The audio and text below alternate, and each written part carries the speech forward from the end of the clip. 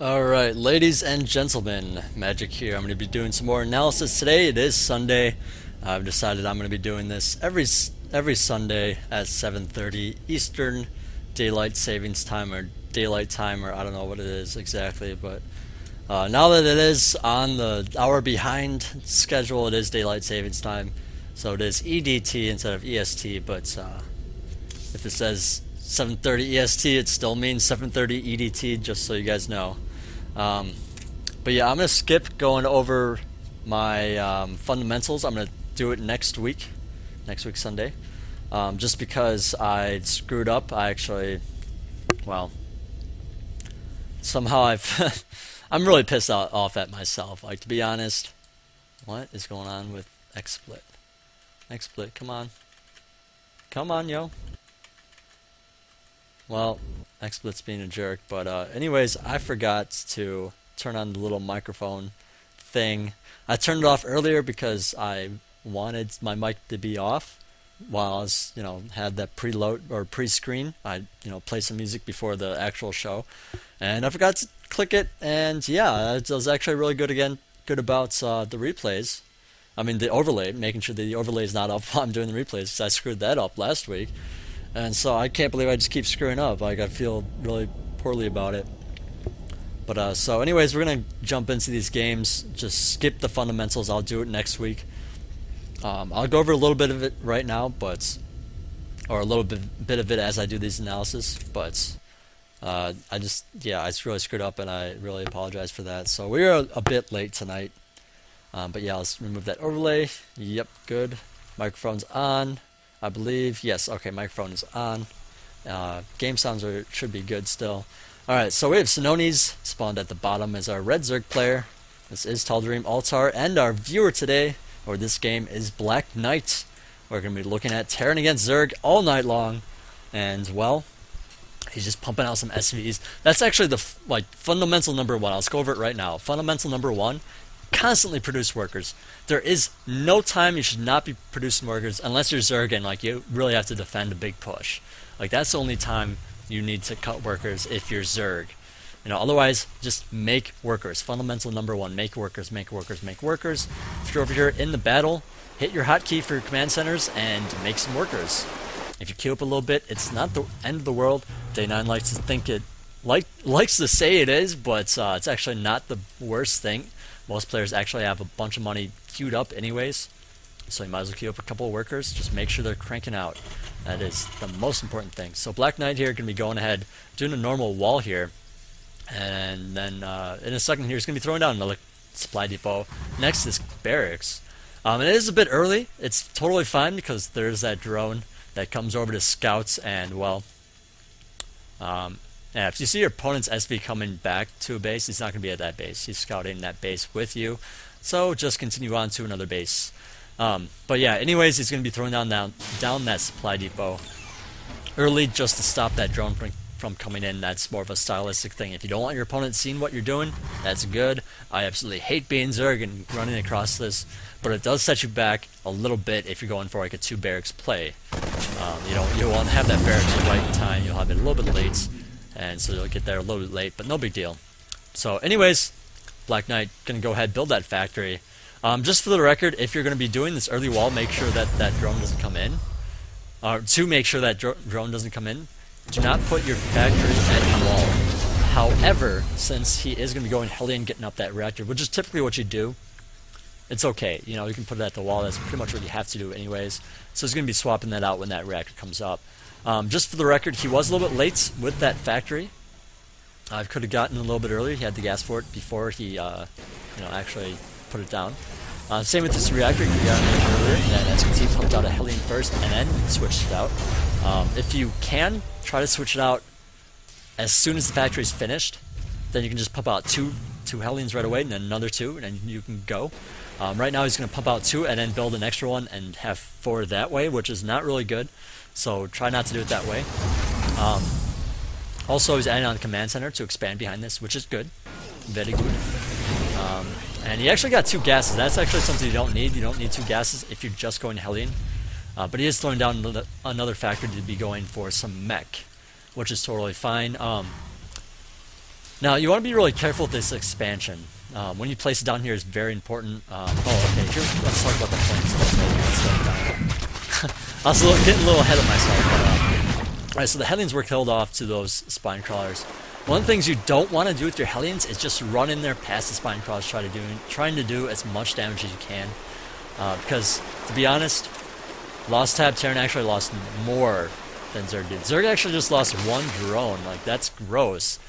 You never want to be in that position where you just lost 4 Hellions and don't have control of the map. You don't have anything, really. You just lost 400 fucking bucks. You know, like, I don't mean to cuss, but, like, it's a big deal.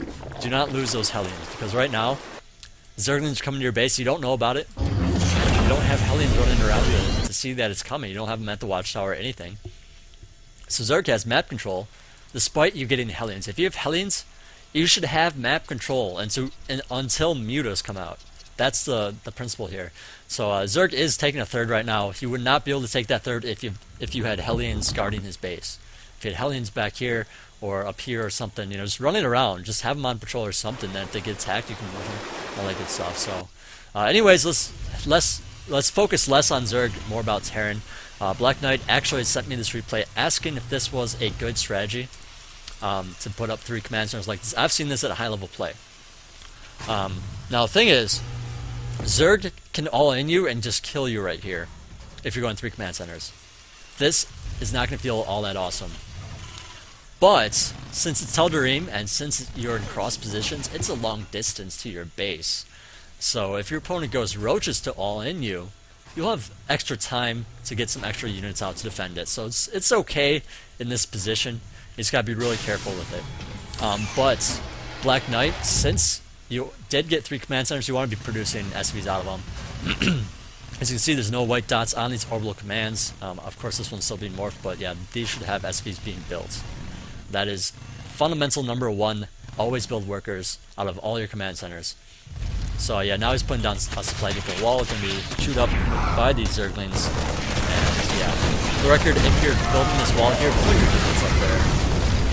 If you have just a command center and no wall, then you can keep your units back here and just lift off your command center if Zerglings come. That's what most people do. That's like the best thing to do in that position. You can expand a little bit sooner. And just for the record, since the Hellions were late, he built the command center a little bit late. So this second one was late, and actually as soon as it finishes and has the orbital, you should move it on over here to expand, while your Hellions control the map and do some damage. And that's the whole idea of harass. You harass your opponent not to necessarily do a lot of damage. You harass your opponent so that he's too busy dealing with it to attack you. That's why you harass, that's why you pressure, and that's why you always expand behind an attack. Because you want safety with that expansion, and that's how you do it. You lay down some kind of pressure or attack or something. So yeah, that's why you get those Hellions out and expand at that time. You don't want to get it up late either. I was going to say also, but either. As you can see, Black Knight can be going for a lot of mech. For the record, he's still pretty slow on these SCVs. He's building 2 right now, which is okay. Okay, nice, building a couple more. Queue it up if you have to. Just try to spend your money earlier on, because that's just going to give you a lot more money later on. As you can see, he's really far behind in SCV counts. At this time, like, you could have 80, or not, I guess, since you're okay, never mind. Scratch what I was just about to say, because I'm thinking about Zerg. But, you could have a lot more SVs than he actually has, and a lot more income, which would allow him to get more forces for some earlier defense. So, you know, that's the key here. You do it a little bit faster, you'll be able to get more units out to defend it, and you can actually expand sooner because you have more units out. He has an idle mule here for the record, but yeah, Sononi's just going to be cranked out some droners. Actually, he's going mutas right now, got a Nidus up. Gross, that sucks to deal with. But yeah, here's the next point I want to go over. You don't want to add on too many missile turrets. He's going to be adding on a couple more in a second. The idea of missile turrets in your base is not to kill off every muta you find. That is not why you get missile turrets. You get missile turrets to delay those mutas from going for the workers. You say, okay, this missile turret's here, you gotta kill it off before you kill any workers. You don't really have to, but that's kind of usually how it goes. That's why you get missile turrets, so that you have time for your Thors or Marines to get over there to defend it. Not to totally say, okay, I don't want mutas in my base. You know, you don't want to do that until you push out. If you're attacking right now, yeah, throw down some missile turrets, get some good anti-air defense, because otherwise you're going to lose a whole bunch of buildings here. Yeah, if you're not attacking, you don't have to worry about it so much. I would say spread out your Thors some more. Keep one like here, keep one over here, keep one back here, and maybe just get a couple Marines out. I mean, I don't know, I just don't like pure mech against Zerg. It's gross. And I do know that's, you know, more of a stylistic thing. The players do it sometimes. But yeah, you just gotta be really careful with how you do it, because right now mutas are pretty awful to deal with since the magic box came around. And yeah, all right. So now he has missile turrets coming. He's taking some damage. That's not good for Zerg. Just been a little bit slow on the reaction. Not a big deal. You know, it happens. Black Knight actually does a really good job keeping some tanks and Hellions at the front while just moving his Thors around. You don't want to move your anti-ground that can't hit air. You know, you don't want to move them to defend against mutas, you know? Like, you want to keep them at the front. You know, these Hellions can't attack mutas, just keep them at the front. So he's going to be doing that. For the record, as Zerg, if you're doing a Nidus play, you don't want to do it when Terran is on 2 bases. I mean, you can, you just gotta be really careful about it. You don't want to throw one up here, and then throw one up here. So, you know, chances are tanks and things are just gonna barrage the place up, and you're not gonna be able to do it at all. What you want to do if he's on 2 bases, and this is pretty much something you don't want to do, but if you're gonna do it, throw one up at the natural. If it dies off, then you know, okay, he probably doesn't have a lot of units in the back of his main, so let's throw up a nice back here. Do not try to throw it up here. This is just too much of a close position from the natural. He's going to be able to defend it with whatever he has. Even Thor's got there in time, so he's perfectly fine with whatever. But yeah, mutas are going to continue to flock, and scouts and all that good stuff. Yeah, so I do want to say once again, if you got this expansion up earlier, you know, if you had the Hellions out a little bit earlier, if you had this expansion up a little bit earlier, like, if you move, when I say up, I mean moved over here to start mining, and just cranked out some additional SCVs, he could have had a lot more Thors. He could actually be maxed out right now, easily. He's 17 minutes in, only has 100 food worth of guys, and he could really just have a lot more stuff. In fact, like he could have been maxed out like 5 minutes ago, and then could have attacked and then remaxed. Like, that's the kind of position we're in right now. 18 minutes in is pretty long. But yeah, for the record, he has very poor SCV macro. Once again, fundamental number 1, build SCVs. That's pretty much the main thing with this play right now. This replay is lacking SCVs. That is the main issue of why he's pretty late right now. And he could have like a lot of money and 200 food right now if he just built SCVs constantly. You know, he could have like 5,000 minerals, 3 or 4 bases, a ton of gas, and maxed out doing a pressure or doing an attack type of thing. So I mean, you just want to get those SVs out. Let's see, check my notes, see if there's anything I missed. Oh, the other thing is, when you do a pretty fast command center, and if you're going for 3 command centers, you don't really want to be going mech, because you're not going to have enough for defense early on. I mean, if you go mech, you got to build factories. That takes time. You got to build on a tech lab for Thors and tanks. You're not going to defend against Roaches with just Hellions first. You know, that's not going to work out. So I mean, it takes time to get mech units to defend against a good push. So I would suggest if you're adding on a lot of command centers, go for some Marines and then transition into mech. Because with those Marines, he could have defended this a lot easier. Could have gotten up the supply depot sooner, and had this expansion running a lot sooner also. So that's another thing about this play, that he could have just swapped around and just gotten things out faster for it. Yeah, now he's taking a third minutes, and that's super late. You know, considering what happened, even though he was attacked by mutas, and even though he was Nidus, he should have 3 bases by now, for sure.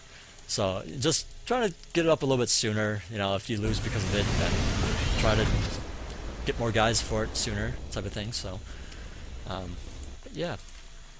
Let's just finish up this game then. The other thing is with mutas, you want to be very stingy with your missile turrets.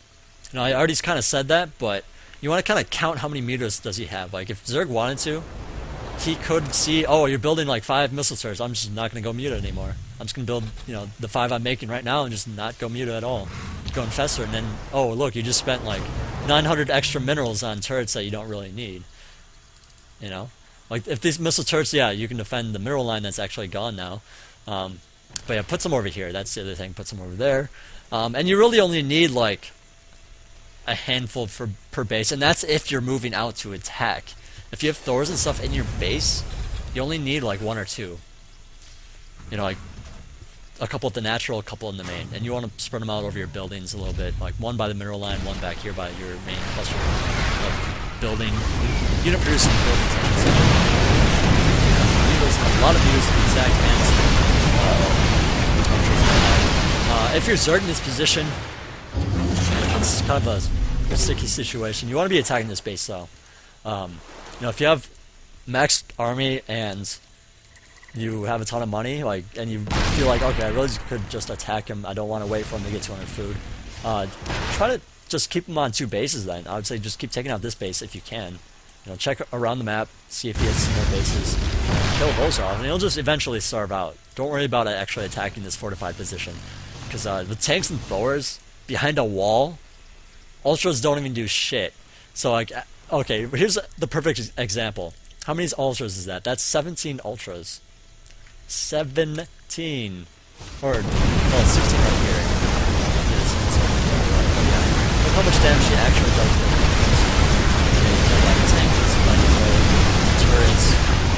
And that's it. You just lost like how much food would that? I mean, how much money would that actually be? That'd be ridiculous amounts of money. Do not attack that. Just wait for him to starve. Yeah, if you're in a low league, that's gonna take a long time. Yeah, it's gonna be a long game, but that's kind of. Yeah, anyways, Hellions coming in here, goes to the place. I would say you can just keep adding on mutas if you want, and killing off a bunch of turrets, and you'll have to keep adding them on and having us go on. Now, if you're Terran going mech, you do not want to attack this base in these positions. Like, you don't want to go for this base ever. Now, this is more of a higher level type analysis. You don't have to worry about it so much when you're in a lower league.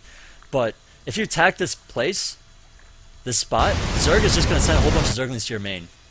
Like, there's nothing that prevents him from doing that. That leaves this entire opening in this entire area for him to attack them. What you want to do is attack the main here, or well, I guess it's natural that would be into the main. You know, attack his main cluster buildings. If you scout and you see that he has a whole bunch of hatcheries up here mining, then yeah, you can take that out. You know, especially since it's this late game, he's not going to have so many guys mining that his main. But yeah, you don't want to go for super far away positions unless it's highly valuable, and then it's still very risky. So go for this one first. You know, scout. I think Terran can scout it. Yeah, he doesn't know about any of those bases. You can go for this one. That's perfectly fine. Go for this one, and then cut back over here, and then come back in this way. That's fine. Just this base is just too far away. It's gonna take. I mean, it just takes too long to get all the way around here. You know, to the natural. If Zerg attacks you, you're just gonna die. These blue boats are a lot sooner. Of course, you can lift off and all that, but you can use a lot of workers, a lot of supply depots. You're pretty much going to be done with making on that side. Zerg, as their macro, is just going to be able to add on a whole bunch of Zerglings and just crush this. Or Zerglings or whatever, you know, whatever you want. Since, you know, Zerg added on so many Ultras and lost time, that's not going to be the case, but just be careful. But yeah, let's speed this up. Let's see, nice going up. See, it's pretty much a base trade scenario. Terrans lift all this stuff. Very annoying for Zerg, especially since we have roads. Well, so Terran's just going to clean up the place. And it kind of sucks to Zerg, you know, he kind of just loses Hatchery over by all these Brulors. But yeah, these Brulors are just not enough. He really needs to be adding on some roaches or something right now. A whole mess of roaches. If he didn't lose all those ultras. I mean, if he had a ton of money still because he didn't spend it on those ultras, he could have just had a whole bunch of roaches and taken this out with his blue lords. He could have just kept them with the blue lords, been perfectly cool about money. Yeah, missed that because he did waste all those ultras. So, lost tab, yeah, it's a huge difference because of those ultras. I should have went over it before, but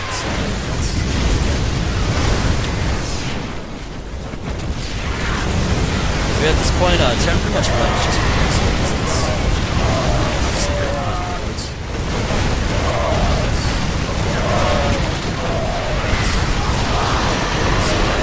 So there's the GG, and yeah. Alright, overlay's back up. Right now, I usually take some questions between the games, so if you have any quick questions, because I do want to keep this rolling, but I do also want to start drinking some of this water here.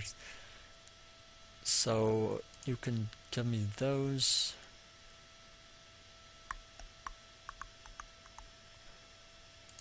I know there's only one of you because I screwed up earlier, but if you want to ask any questions, now is the time.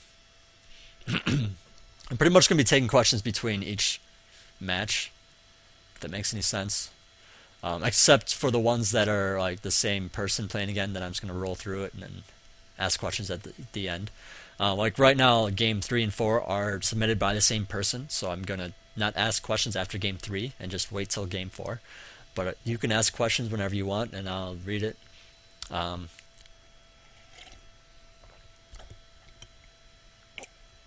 Oh, I just can't believe I screwed up. I screwed up my casting earlier today too. I guess I'm just kind of distracted by work and whatnot, so I do apologize. It happens once in a while. It's just unfortunately for me, once it happens once, it happens a whole bunch of times in a row. That's kind of how it plays out for me, so it sucks, but it is how the world works in this body, I guess. I don't know.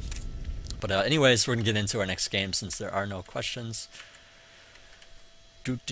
Make sure the overlay is good. Make sure we're still broadcasting. Microphone's on. We are set. I gotta write myself like a checklist. Alright, so this time our submitter is Daoud. He plays our Zerg player. His opponent is Numbuz. He's Terran, so it is another Zerg against Terran. And this time we're going to be doing it from our Zerg perspective. So, oh yeah, okay, now I just remembered a bunch of things about this game. Alright, his opening is decent. I think, I mean, the opening's there's cancellation on that. Whatever you want. 9 Overlord, 11 Overlord, 12 Overlord, I don't really care, whatever you want. I don't think the 12 Overlord is all that great, but if you want to do it, do it. I have no problems with it. He goes for a pool first. If you want to go for a pool first, that's fine. Extractor whenever you want. Now Daoud submitted this saying that, okay, I'm not really the best at macro. What can I do to improve? You know, maybe talk about... He called it cycles. I think he's talking more about tabbing. Tabbing is how it's usually called. You tab between your hotkeys. And actually, this is the perfect time, or I guess before, not really right now, but before you get this pool going, like before 10 food, or whenever you scout, actually, you want to play a game with yourself. And this will just help you get good at multitasking. What you do is you play the game, do not look at your hatch rate. You can do this as Terran, do this as Protoss, do it as whatever race you are. What you do is, once you send that drone out, and even before you send the drone out, just have your screen away from your hatchery. And the idea is you want to get everything done without looking at it. Everything. So, okay, you build let's say you have your drone out, you have it selected, you're looking at it. You don't have to select it, actually. Just look at it, keep your screen moving with it. Let's say, okay, so your hatchery's on 4, so tap 4. Do you have money for a drone? Okay, build a drone. Oops, I actually just accidentally did SD. Yeah, then you look again at the drone, or you don't actually look at the hatchery, you just do it with the hotkeys, and look, you know, continually look at the drone. Oh, I need an Overlord, build an Overlord. Oh, it's time to put down a pool. Okay, then you look at your base, select a drone, build a pool, and then tap your drone, because he should be hotkeyed, and look back at him, and just do it all that way. But anyways, Enough of that. There was a steal of this gas. He saw that there's 3 barracks. He does not know that there's 4.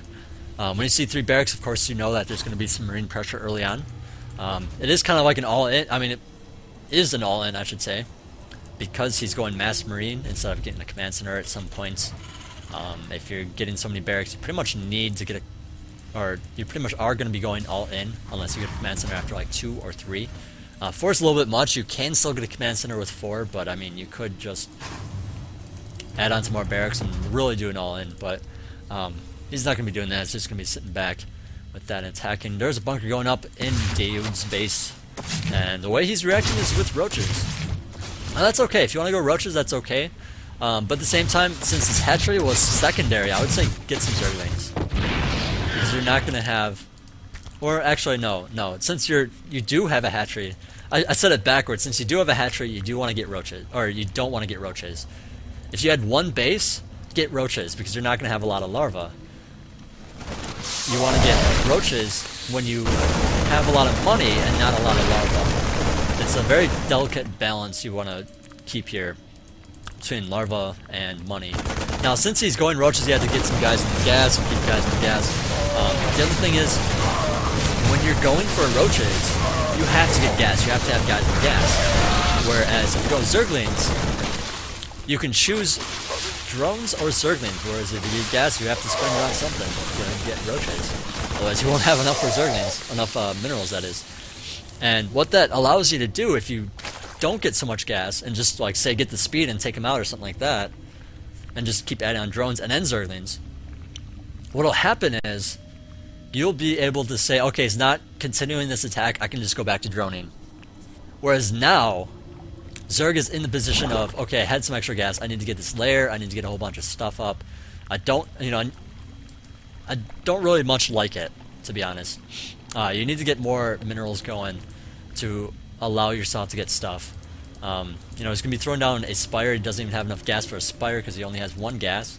And just for the record, with 1 gas, he's not actually producing that many drones. He just doesn't have the drone count to add on more drones and anything like that. Now, he did do a pressure attack with this roach. Since he had some extra roaches, he had got so many roaches because he had so much gas. It's good to come out with your base and see what Terran's up to. And initially, when he came in here, he went up here and said, "Okay, I don't have enough." Went back, got up, or joined up with some reinforcements, and then continued the attack, which is good. I would say, as Zerg, generally speaking, you do want to trade armies like that. However, because of the opening, you can't afford to. Like, you're low on drones right now. You are really low on drones. Let's see, 26 drones to 27 SCVs. It looks okay because Terran has a late expansion and late SCVs. I mean, I'm sure his macro's not the best, but you really want to keep your roaches back. I mean, the idea here is you want to trade armies if you have a better economy than your opponents. As Zerg, that's generally what happens. In this situation, I would not say that's the case. It's very, it's kind of hard to think about it actually, but, or it's kind of hard to really know when to do that or not. But I would say if you're going roaches, you only have a handful of roaches, you have a ton of gas and not much minerals, and yeah, get some defense. Like, pull your roaches back. Okay, I can't win this fight easily. Just pull back. Even if if your army's bigger, just pull back. So right now, he could have used those roaches very easily, and because he wasted them, he has to build on more Zerglings, more Banelings. He can't afford to get drones right now, and well, I mean, he did add on some drones, it looks like, but those he could have had a lot more drones. He could have had a lot more drones and still taken care of this rather easily. So this is just a sticky thing, and it's supposed to run right past that counter there. Not a big deal, but it happens. Also, when you're getting Zerg or Banelings, how do I say this? Okay, if you see a push come out, it's Marine Marauder. Do not morph all your Zerglings. You want Zerglings with your Banelings. Because Zerglings are good against Marauders. Banelings are not, so you're going to waste a lot of money on Banelings going for Marauders with those Banelings. And B, Number 2 here, you need some Zerglings to absorb some damage for your Banelings, because the Baneling is more expensive and has less hit points than your Zergling. So you want Zerglings to tank damage and get a good surround on those Marines, while the Banelings, come up and deal it. So, just mostly Zerglings and a couple Banelings. That way you'll be much more cost efficient. Of course, for larva, it's not as efficient for larva, but that's okay because you will have, you can put up a third a little bit sooner. The other thing is you do not want to take this expansion. This is a bad spot for an expansion right now. Reason being, he's going for a Spire. Spire entails mutas, right? Mutas are cool, mutas are good. But this expansion is closer by the ground and much more accessible for Terran than, say, this expansion. You want to take this expansion if you're going muta. So Terran can really just cut in here, put some tanks here and some Marines, and this expansion is just going to be dead. Or if there's a drop, you could drop here. You can move your Zerglings up here, and they could drop up here. So it's just really sticky like that. You gotta be really careful. Whereas if you had the other base here, yeah, there's a battle going on. I'm not gonna talk about it. Or actually, I will in a sec. But yeah, if your expansion's here and there's a drop, you can, and you get your Zerglings over here. He has to fly all the way over here to your natural, and that's much quicker for your ground forces than it. I mean, it's much closer to the time that it would take him to get there as it would take for you to get there. Whereas for this expansion, it's a very quick leap up and down here, is what I'm saying. Alright, so the next thing that I want to talk about is this drone defense. Normally speaking, you don't want to use your workers for defense. I mean, if he has a big army like this and you don't have a lot of Zerglings, then yeah, use them with your Zerglings. You don't want to do this. This is bad. This is really bad. Okay, all your Zerglings are dead. Now send in the drones. That is bad. That is like awful. Like, I don't mean to say that like you're just like a terrible player, but if you're trying to get better, do not do this. Okay, just do not do it. Because like drones do not do damage. SVs, drones, and whatever do not do damage. Like, what if all these Marines died and then Terran decided to send a whole bunch of SCVs out to help with that attack that already died? Like, it just doesn't make sense. You want to use them together. If you forget to use your drones with your Zerglings, just move your drones up to your main. Like, if they're under attack, just move them up there. If the hatchery's under attack, keep them mining. If you lose the hatchery, it's not a big deal. It's actually not a big deal. The reason being, you have another expansion. The thing is, if you lose all your workers, you can't just replace them. That's like larva, first of all. Second of all, it's just not as easy to replace as, well, pretty much you're not replacing anything if you don't lose the drones because you have this other expansion. So, I mean, you are going to be behind either way, but now Zerg has like no workers. There's 21 drones to 46 SCVs. That's just not good. If it's one thing to say, okay, my economy is going to be down because I'm losing a hatchery. That's more of like an initial thing, because you have a replacement hatchery. I mean, it wouldn't be an initial thing because, I mean, if you didn't have that replacement hatchery, but since you do, don't worry about losing this hatchery. That's more of instant money loss, whereas losing drones is a stacked up, I'm losing income, which means a lot of money over a period of time.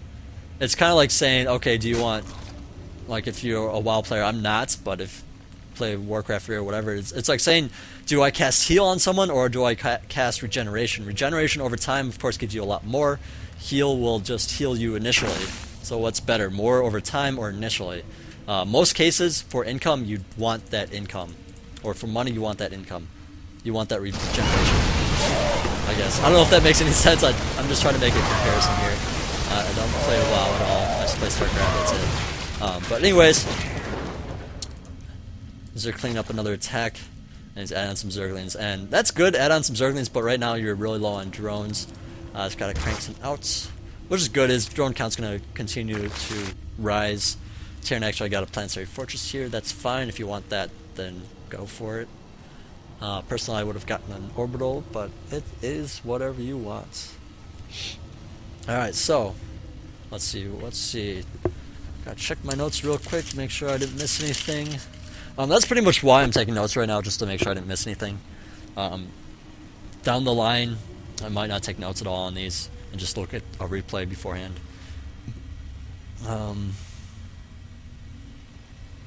Oh, I forgot to mention earlier on, after you see those 3 barracks up, you want to get a couple of Zerglings out, watch the watchtowers. He didn't do that. Reason being, you don't know when the attack's coming. If you have the watchtowers, you can quickly add on a bunch of Zerglings. And even better yet, keep a Zergling here. And then if the Marines come out of the base, then yeah, add on a couple of Zerglings. And if you see them at the watchtower, well, keep one at the watchtower, keep one out here. And then if you see him run up to the watchtower, you can add on even more type of thing. So it's like kind of like a 2-set warning system, and then you can add on units. You can actually just drone up until you see those Marines then, and still be pretty safe. If you lose all your Zerglings and maybe lose a couple of drones, no big deal. You know, you can just replenish those. But the thing is, your economy is going to be so much better anyways, so don't even worry about it. Okay, so what is going on here? More on my notes, let's see.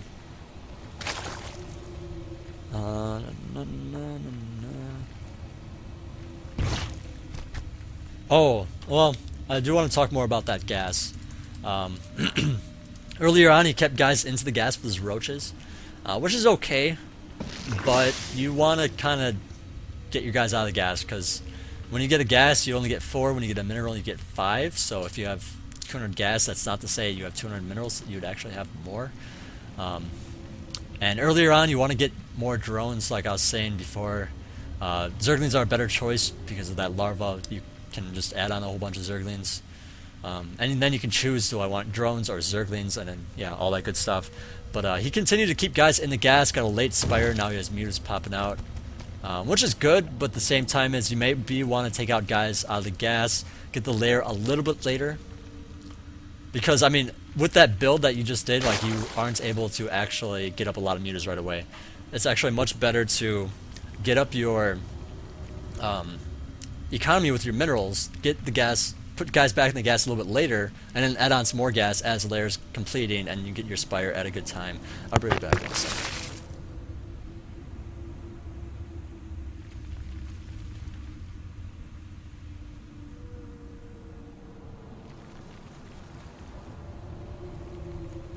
Sorry about that, just had to close my door.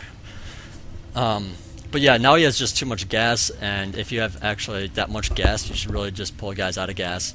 And yeah, he has 6 geysers for 3 bases, and that's just too much right now. Because he just doesn't have the drone count, you know? Like, he has as many drones as his opponent pretty much, but it's just not... it's just too much gas. If you reach 2k gas, just take your guys out. You can't even get that many mutas right now because you don't have the mineral count. Well, you just add on. Oh, he's adding on some Zerglings, yeah. And generally speaking, you don't want like pure muta either, so you want to take some guys out of gas. Terran got another expansion over here during all that, my talking, and he actually has a lot of gas as well.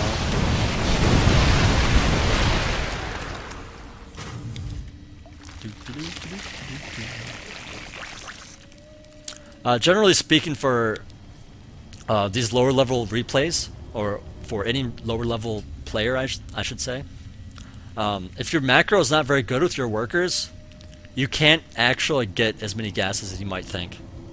I mean, high level play, you have really good macro. Pro games, they have excellent macro, excellent worker production. If you have excellent worker production, you can get a gas at this time and that time and that time.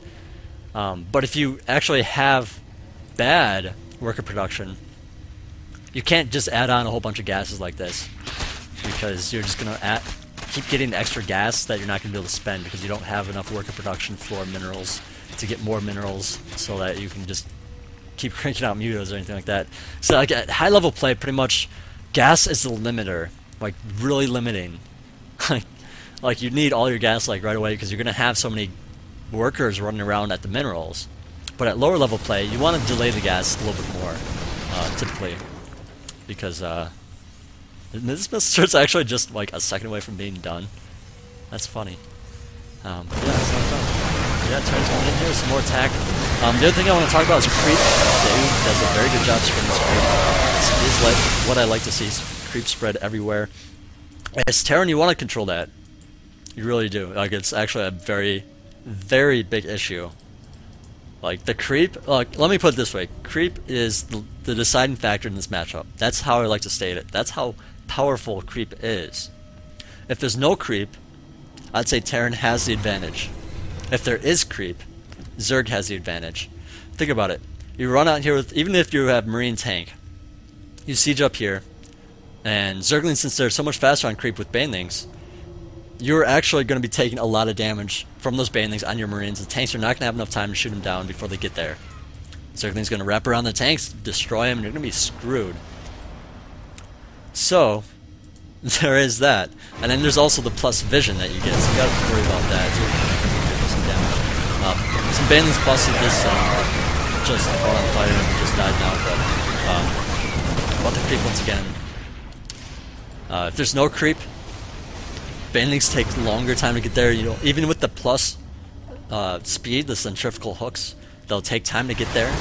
So the tanks actually have a lot more time. You can actually get off like 1 or 2 more barrages from your tanks with that in mind. So then your Marines have, can run away because actually Banelings are faster than stimmed Marines on creep, whereas they're actually slower than stimmed Marines off creep, or actually the same speed as stimmed Marines off creep.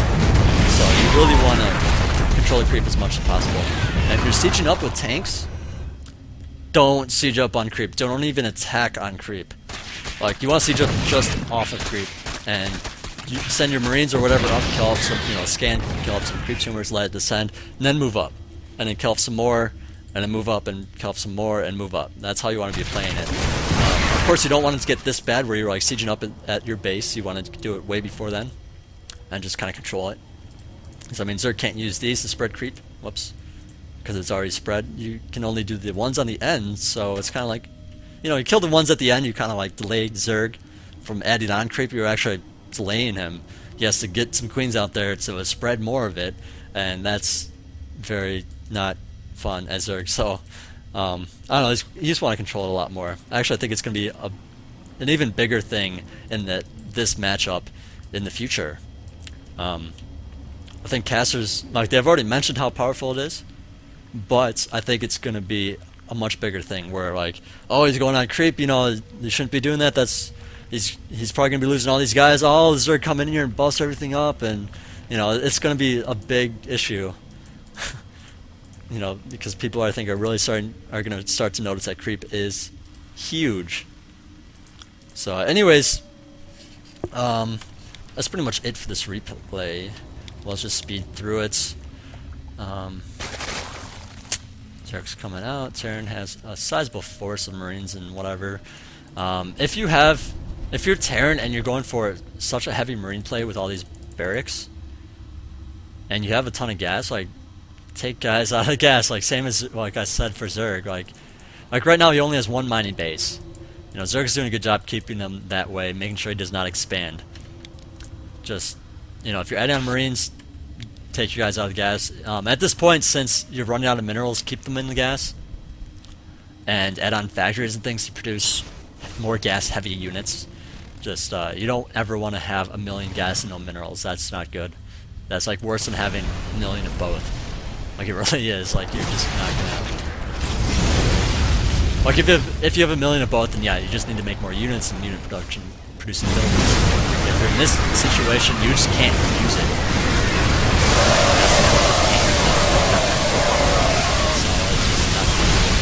But yeah, that's gonna be it. So we're cleaning up that final attack.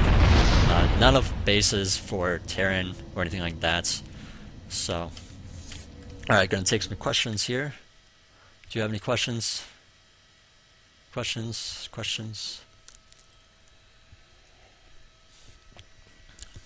When I did this last week, some of the people that actually watched it, actually are in here, that asked for analysis, are actually watching the cast, so they were asking questions. But since I'm redoing that one, I don't see why a lot of people would be coming in here to watch. So it happens. I'm sure they'll check out the VOD, so. So, I guess we're just going to go into game number 3. Just for the record, the last player was Silver.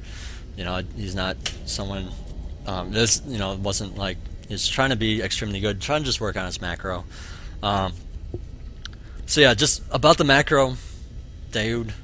Just refer back to that gas thing. Just try to not get so much gas early on. Get more drones. Use Zerglings, and then let's see what else. I mean, that'll pretty much just allow your income to explode. It really will. Like, I like to say, income is more exponential than players think. Like, if you add on a bunch of units instead of drones early on, and sometimes you have to, then your economy is going to be way behind. Like, you're going to be a base or two down because of that. Like, that's how big it is. Like, it grows exponentially. Like, okay, so you have one drone. With that one drone, you can produce two eventually. With two, you can eventually produce 3 and 4, and it'll just keep growing like that. And then, like, once you have like 10 guys, then your economy is going to be good enough that you just keep adding on more and more and more and more drones, and then you'll have plenty of money to build on a lot of guys to do damage, and plenty of money for hatcheries, and pretty much you're just going to be able to get up like the entire map full of hatcheries, and have a ton of drones, and still have units to defend because of that extra income from your drones. Like initially the drones cost money, so I mean your actual money spent on military units goes down, but because of that you're able to spend money on drones as well as many military units. So it's just kind of like I don't know. It's hard for me to explain that concept, but I think you guys hopefully get it. All right, so let's go into game number 3 here. Now, dude, I think I just said was looking for me to look at his macro. Now I'm going to go into this game. KO Tech is actually a Masters level player. Make sure I remove the overlay. Yep. So KO Tech, he's Terran, but he is a Masters level player, so we're going to get to see some good play here. See his good macro and everything he does well. He's going to be opening Reaper pretty much. But I'm going to look at Zerg just briefly because I think this is a terrible idea. If you're in Masters, there's no excuse. You should not be doing this like ever. Alright, so he does an extractor trick, that's fine, whatever you want to do. But this is what bothers me. He goes for a 15 hatch. We'll see in a sec. And Terran's going for a Reaper, so he actually got a refinery. As soon as the barracks went down, he plopped down a refinery, as he could afford it. And that's just going to allow him to produce a tech lab right away and get up that Reaper for harass. Just the fastest possible Reaper, which is good. I mean, it's not the fastest possible, but while still maintaining a good economy type of thing. So now he's scouting with that SCV. Alright, so this is what bothers me. Puts down... Oh, I guess I kind of missed it a little bit. I'll just go back briefly. It's just like a second. Alright, so he's he was at 17, built an extractor. Now he's at 17 again, built the pool. Think about how late that is. Like, if you're 15 hatchery, if you're going for a 15 hatch, you want like a 14 pool or a 15 pool. You don't want anything above that ever. Like, your economy is actually going to be behind because of that. A lot of casters actually get this wrong. They say, okay, you can delay the pool as long as you want, assuming you're not going to die during it, to get up more drones. But the truth is, you're going to be floating a lot of minerals, and you're not going to have enough larvae to produce drones. The sooner you get the pool out, the sooner you can get a queen out, and the sooner you can keep spending your money. So, I mean, personally, I like to go for like a 14 hatch. We're going to pause this for a sec. 14 hatch and then a 16 pool. And the reason being, you can get 2 queens out at the same time and spend all your money as soon as that pool and hatchery finish. Because they both finish at the same time then. And that's okay, because you're just spending your money. And from there on out, you're going to be spending all your money. If you go for a pool first, you definitely want to not get it at 15 or 16. You're actually delaying your economy. You want it at 14 or 13. Or, I mean, well, 14 at the latest. If you're going to gas first, then yeah, that's okay because you're putting 3 guys in the gas. That's less mineral income. And then you can just afford a hatchery as soon as the pool finishes, and then you get your Zerglings out to help take out whatever's blocking it. But yeah, just don't get a super late pool, because you're going to actually save up a lot of money. I mean, even on a 14 pool, no gas, you're going to save up a ton of money. And so you want to just get out that pool a lot sooner. So get up that queens, get even more drones. It seems like it's going to feel like you don't have that many drones because, like, oh, I have to save money for this pool. but you're actually going to be getting a better economy. But anyways, enough of that. This should be more about Terran anyways. Terran is throwing down a couple of bunkers here.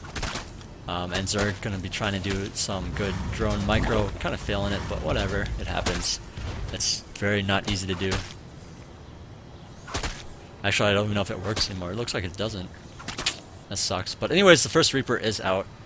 4 minutes in, that's, I mean, I only say that because then you can time yourself and compare yourself, but it's not to say that you have to have it out at that time. It's just, you gotta consider what's going on the map. Okay, so, I mean, since you got such a late pool, he's pretty much done for. He's gonna lose his hatchery, and that's gonna suck. Yeah, there's really nothing to do at this point, because Reapers are good against hatcheries, and against Zerglings, and against workers, so you just don't want to have this happen. So Zerg puts on a spine crawler. Reaper's back into his base, throwing down a baneling nest. Pretty much when you're on one base as Zerg, you want to spend as much money as you can on drones early, but if you're not going to be going for a macro hatch, you want to just build units and get tech. Get a layer, do a Nidus, do a Muta, do something like that to lay down some pressure so you can put up a hatchery and hopefully get up 2 hatcheries right away. But yeah, you do what you can. And Zerg, in this position, he is going to be going for a baneling bust, which is fine. Seems kind of silly to bust these bunkers when there's only 2 SCVs in them, but otherwise the SCVs would just repair them, and yeah, so that's good that he got them out of the way. But yeah, that sucks that he just spent those banelings on there, because now he can't bust in here. So that would actually be really strong right now. If he was able to kill those bunkers without, or kill those Reapers and get out of his base in a timely fashion without wasting those banelings, he could have busted in here and done a whole bunch of damage. But yeah, Kaotech doing a very smart thing, getting a bunker as soon as that fortified position at the Zerg base is finished off, because he's going some tech, and that's pretty much the only time you can. You know, I see a lot of players do like a Reaper harass or a Hellion harass, or a Marine attack, I should say, and then go for a factory. Like, they don't have any units defending, just go for a factory, go for a command center. They go for a command center and factory, and their Hellions or whatever just die, and they don't have any units out, and that's kind of bad. So I mean, if the attack goes wrong, then Zerg is just going to bust in there and do a whole bunch of damage. But since he killed off that hatchery, he is okay. You know, that's why I put down that bunker as soon as it finished, just to be extra safe. And that's how you want to be feeling. He's not actually extra safe right now, but that bunker is going to make you feel a lot better. What was I going to say? Oh, the other thing is with harass, you know, this Reaper is still harassing, so I mean, Zerg's not going to be over there anytime soon because he wants to deal with this harass first. So as long as this harass is still alive, you can get away with a lot. So you can actually just keep adding on tech structures and expanding and all that. So Terran going to be doing the Hellions next. Just having a good timing sense of all that. But yeah, I do want to make note that his SV production is actually not that good. He's queuing up a little bit, that's fine. Actually, it's okay right now.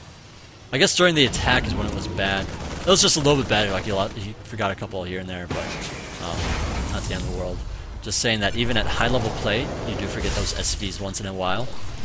And I would say that you know, that's why I make it fundamental #1, because if you just do it right, then I'd say you could be a lot better than this guy even. You know, this guy is #1 Masters, or at least he was when he had this replay. So, just have good macro, have good SV production, and that these Hellions bring us to our next point here. So we have these Hellions moving around. There's a couple of spine crawlers out. There's a queen at the ramp. This is what you don't want to be doing. You don't want to come back here. There could be a spine crawler back here as well. But he's going to lose all this Hellions here, and that's not good. You know, that first attack coming in here was okay, but now the Zerglings are out with speed. You don't really want to. You want to just run right there. You don't want to just let it do as much damage as you can. Yeah, because this is not going great. Yeah.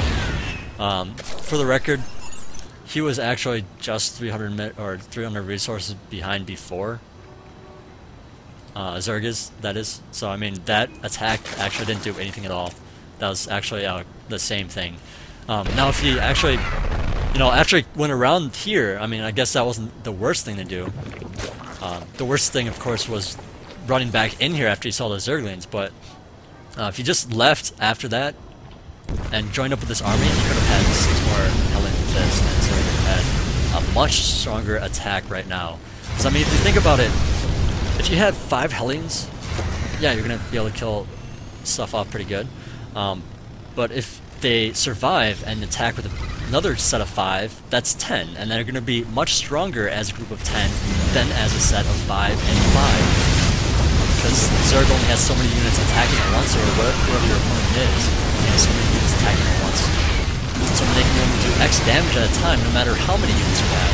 Whereas the number of units you have adds on to that damage count. So I mean, you're going to be able to do more damage than he will, at that time. So hopefully that makes sense. So you want to make sure you keep your guys alive or join together to do a bigger attack. Harass, that was great. It was good that you got out there, but try to keep your units alive. Yeah, sucks for Zerg. And Chaotech actually just did a good job. I don't know if you guys just saw. Had the Marauders attacking the spine, and then had Hellions pop up here to check things out. Kill any Zerglings if possible. And then he switched them out because he saw Banelings, and Banelings are just really bad against Marauders. Hellions have light armor, so those Banelings could just bust them up. So you trade them out, put the Marauders on the ramp, Hellions out here, and that's really good play right there. Just seeing that and switching them out. Good micro, skills they have. But yeah, Zerg still kind of behind at this point.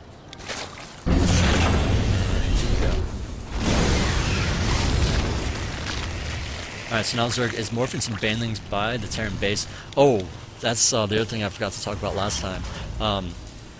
During that attack, Terran actually had plenty of money saved up. 1,000 minerals, 700 gas.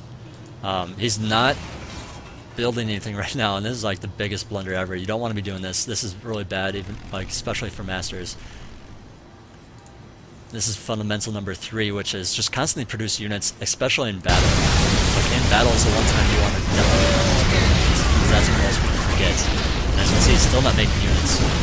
And so after this attack, Zerg adds on some more Banelings. I mean, he has some more people just some Zerglings now. What Zerg like to do is, after they win an attack, if they have a bunch of units saved up, they like to attack in there. So if you're not constantly producing units, you're going to get a big, hefty counterattack on your hands. So I mean, he could have had a lot more guys out here. He could have had a bunch of Marines, a bunch of Hellions, a bunch of Marauders, whatever he wants pretty much. But now, because he didn't do that, Zerg scouts and sees, okay, you don't have that many guys there. Now I'm going to bust you with these Banelings. And I'm going to fast forward while these morph, but I'm going to slow it down right now. And I mean, this goes okay because he has so many Hellions all of a sudden because of all the factors. But you just could have had them sooner, is what I'm saying. But yeah, now these Banelings come in the center, and yeah, because of that attack, because of that bad macro, he's actually like not feeling pretty good. Like, let me show you what the lost have looked like before that. Like, the bar just kind of like jumped. I hope that was. I hope you guys saw that. This is like right before the Banelings get morphed. So now we'll just see it rise as it goes.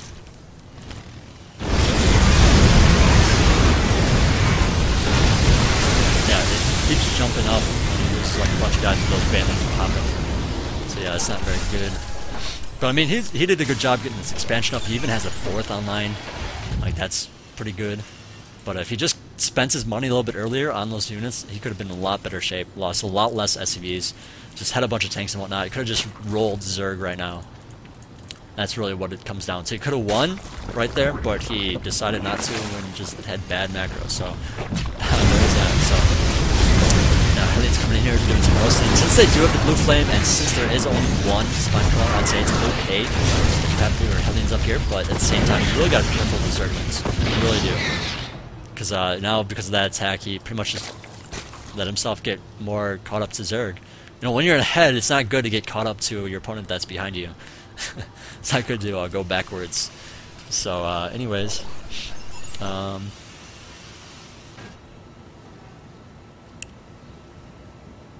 let's see. Checking my notes really quick.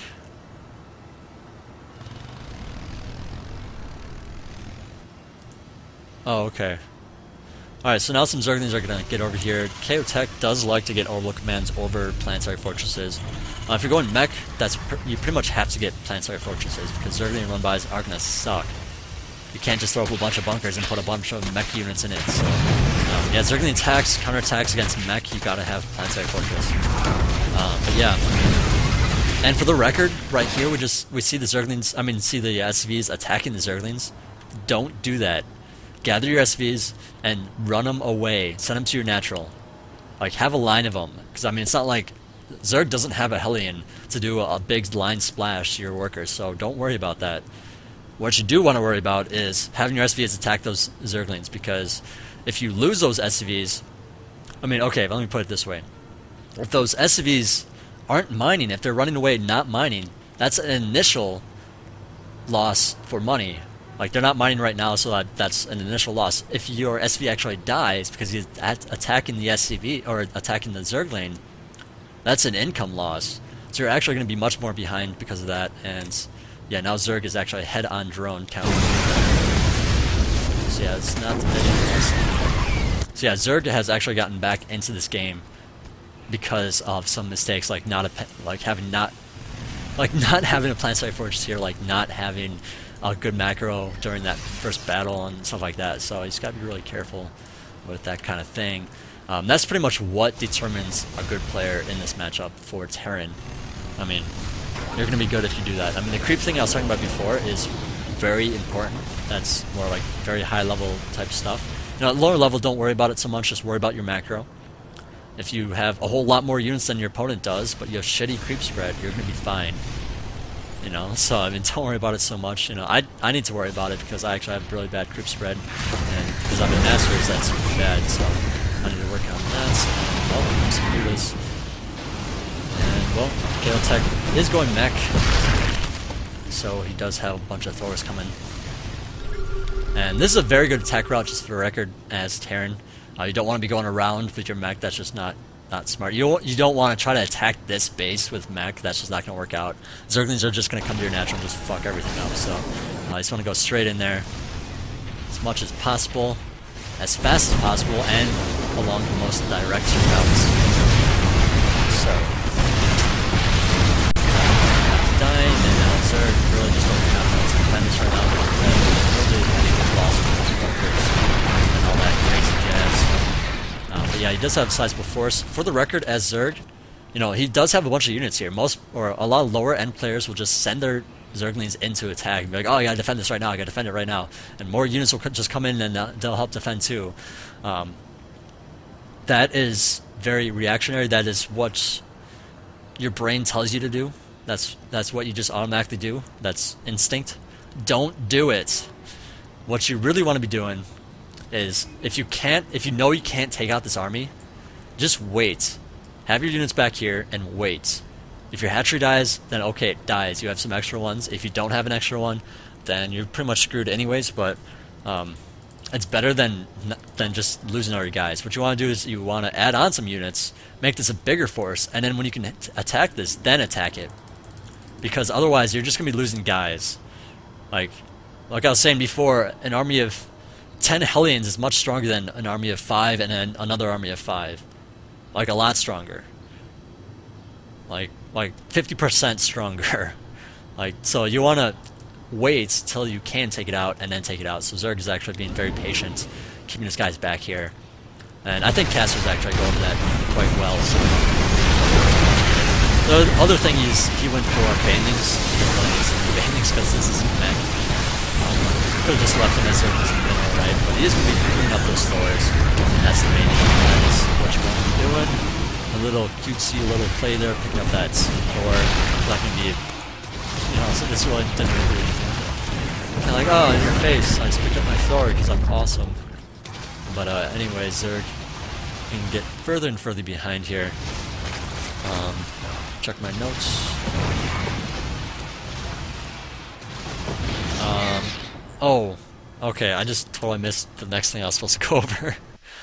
Okay, we can back it up a little bit. Alright. So this is something that KO Tech does really well. I forgot to put that overlay up. Okay, so he has this attack, it fails, or actually I backed it up a little bit too far, let's speed it up.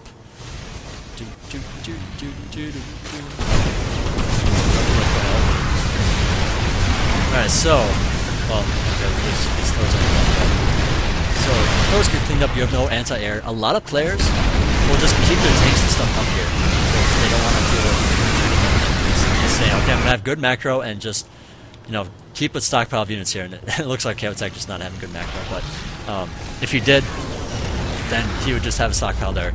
But what he does is he says, okay, I gotta retreat, I gotta fall back because I can't kill those mutas.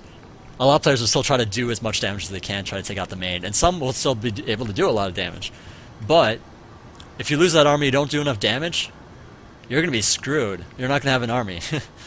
It's much better to keep the tanks back, and he does a good job just pushing them back like this. If you're wondering about these, there's actually 4 tanks here, there's 3 now, but if you're wondering about why they split up from that group and are going towards the main, the reason being, if you have all your guys retreat, then the mutas are just going to track them down and kill them. Like, Zerglings could just run up to them and kill them off as they're running away, and that's not very fun. So it's kind of like sacrificing a few to save the whole type of thing. So it's just a very valiant tank group here, squadron, going in for the suicide mission. So yeah, Zergling's going to be attacking this tank, and these mutas are going to be attacking this tank instead of the whole herd of tanks, if you get that. And as you can see, this Zerg player, King Jazzbaz, doesn't have good creep spread. You know, Kaotek, I don't know if he's been killing off creep, I didn't really notice, but, you know, he's in the Master League, and he's doing alright against this very high-level Master level player, Terran. You know, he doesn't have very good creep spread, and that's perfectly fine, so don't make creep spread number 1. I just want to make note of that. But yeah, Terran going for another expansion, has a bunch of good stuff going on.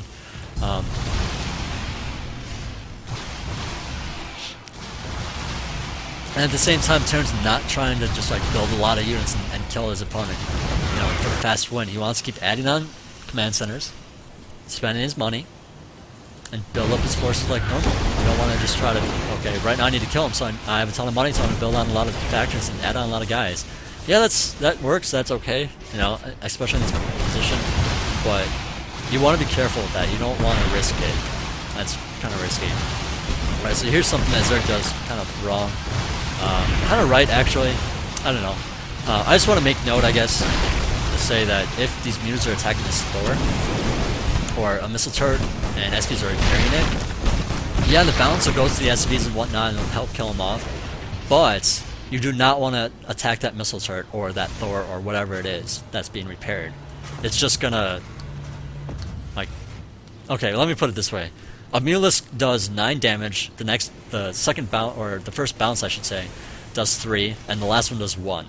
9, 3, 1.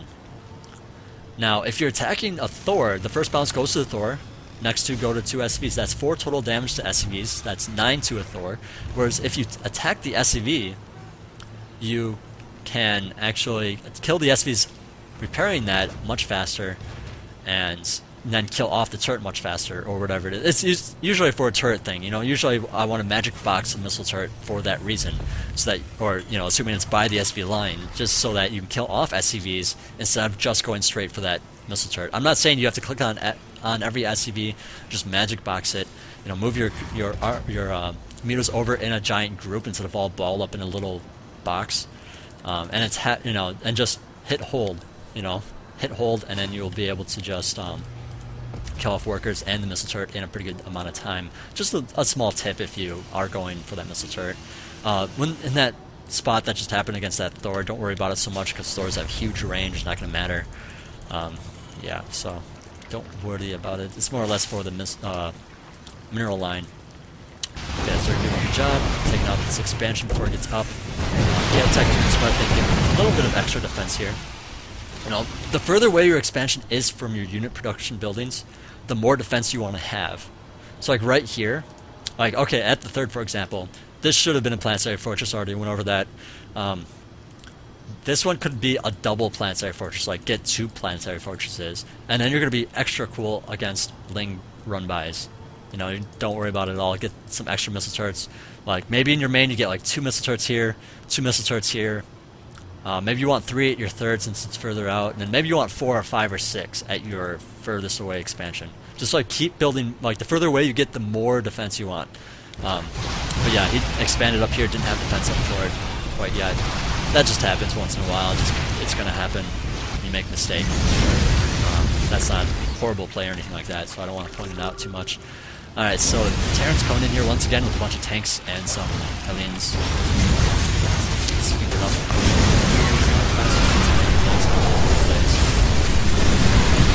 Alright, so the Hellions, he's doing a good job getting my custom upgrades. Zerg is complaining about the upgrade. But he did get +1 from it, so that's fine. He actually spent more money on upgrades than Terran. And while he's doing some good magic proxy against those Thors, are going to be going down. A couple of SCVs with 2 Thors actually helps to play quite a lot. I don't mean to send like don't send 5 SCVs per Thor, don't send like 30 SCVs, send like 10 SCVs for like 5 Thors or something like that, you know? Just send so many so that you can help repair those Thors. I mean, at this point you're nearing the max amount that you want for SCVs, so the extras that you produce can just go towards repairing the mech with these combos, so you can just keep them on auto repair, you know, it's like, that's awesome. And so I was bringing the SVs over, you kind of just forgot them before, I think, and they would have just helped a lot. So now this store's pretty much going to become invincible for a little bit, since Zerg doesn't have a ton of units. And yeah, now it's going to give those heroes, like, oops, what did I just do? Oh, I meant to hit you, there we go. Okay, so King Baz, now I'm going to give the GG. And yeah, so okay, I'm glad I checked the chat just briefly. I wasn't gonna get questions or anything like that right now, but I just wanted to check it, and I'm glad that I did. So now I can turn down the sound. I don't know. Someone before was complaining that my sound wasn't loud enough for like the game sound wasn't loud enough compared to the mic sound. So I turned it up. I don't really think it was a good idea, and I don't. Like, no, I just turned it back down, so that should be fine. Alright. We have 2 more replays coming on. We're doing another one from Chaotech. He's, again, he said in the email that he was #1 ranked Masters. I don't know if that's really true or not. It doesn't really matter to me. But his opponents this time is going to be SS Zerg, and he spawned at the bottom left, and Chaotech spawned at the top right. So once again, Terran against Zerg, but it is Typhon Peaks, so it's a different map, different things going on. This is kind of a long replay, so I want to cruise through it. Now he did say that this is his first Marine tank game ever, so he was asking about like how good is it, you know, like what's the viability.